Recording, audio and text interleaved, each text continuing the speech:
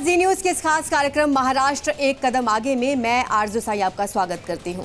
इस कार्यक्रम के जरिए हम जानेंगे महाराष्ट्र की उन अहम खबरों को जो आम लोगों के लिए खास मायने रखती हैं।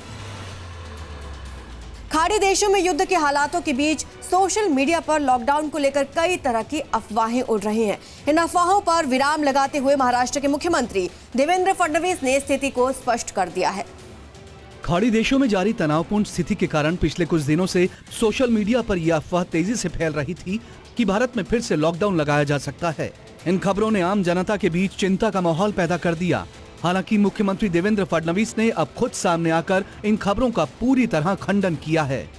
मुख्यमंत्री ने स्पष्ट रूप से कहा कि केंद्र सरकार ने ऐसी किसी भी संभावना से इनकार किया है और देश में लॉकडाउन लगने का कोई सवाल ही पैदा नहीं होता। लॉकडाऊन लागणार नाही हे केंद्र सरकारने जाहीर केलेलं आहे।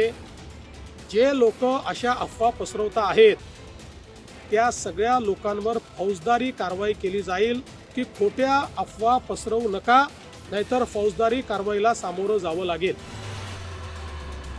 महाराष्ट्र में माओवाद के खिलाफ लड़ाई में सुरक्षा बलों को बड़ी कामयाबी मिली है। राज्य में माओवादी गतिविधियां अब अपने सबसे निचले स्तर पर पहुंच चुकी हैं। महाराष्ट्र के नक्सल प्रभावित क्षेत्रों में सुरक्षा बलों ने एक बड़ी जीत दर्ज की है। मुख्यमंत्री देवेंद्र फडणवीस ने वरिष्ठ पुलिस अधिकारियों की अर्धवार्षिक परिषद में घोषणा की कि पुलिस के निरंतर प्रयासों और सटीक रणनीति के कारण राज्य में माओवादी आंदोलन अब अपने अंत की ओर है।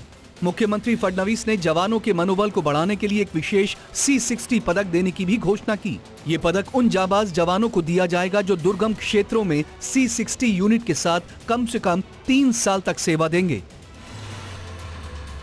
मुंबई को झोपड़पट्टी मुक्त बनाने के संकल्प के साथ राज्य सरकार ने एक नई और महत्वाकांक्षी योजना का ऐलान कर दिया है। मुंबई की तस्वीर बदलने और इसे झोपड़पट्टी मुक्त बनाने के लिए उप मुख्यमंत्री एकनाथ शिंदे ने हिंदू हृदय सम्राट बाला साहेब ठाकरे नागरिक लोक कल्याण अभियान का बिगुल फूंक दिया।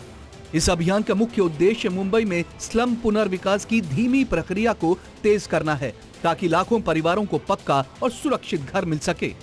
इस बार सरकार ने एक नई रणनीति अपनाई है जिसमें नेत्रम जैसी आधुनिक तकनीक का उपयोग किया जाएगा। इस तकनीक के जरिए उपग्रह और ड्रोन से निगरानी रखी जाएगी ताकि पुनर्विकास के दौरान या उसके बाद कोई भी नई अवैध झोपड़ियां खड़ी न हों। उप मुख्यमंत्री शिंदे ने भरोसा दिलाया कि अभियान न केवल लोगों को सिर पर छत देगा बल्कि उन्हें बेहतर नागरिक सुविधाएं भी प्रदान करेगा।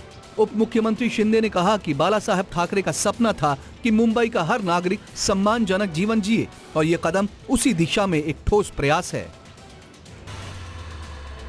मुंबई में पल्स मेडिकल कॉन्फ्रेंस 2026 का सफल समापन हुआ। इस मौके पर उप मुख्यमंत्री सुनेत्रा पवार ने राज्य के स्वास्थ्य क्षेत्र के लिए एक नया विजन पेश किया। उन्होंने कहा कि महाराष्ट्र अब डिजिटल हेल्थ और AI के जरिए चिकित्सा जगत में नई क्रांति लाएगा।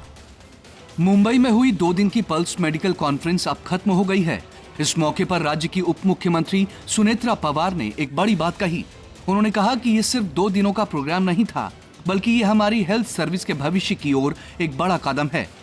उप मुख्यमंत्री सुनेत्रा पवार ने भरोसा जताया कि महाराष्ट्र जल्द ही डिजिटल हेल्थ और AI यानी आर्टिफिशियल इंटेलिजेंस के मामले में देश का सबसे आगे रहने वाला राज्य बनेगा। साथ ही अब सरकार आयुर्वेद और एलोपैथी को एक साथ लाकर लोगों को बेहतर इलाज देने की दिशा में काम कर रही है। महाराष्ट्र में महिलाओं और बच्चों के पोषण स्तर को सुधारने के लिए राज्य सरकार ने एक महत्वपूर्ण अंतर्राष्ट्रीय संस्था के साथ हाथ मिलाया है।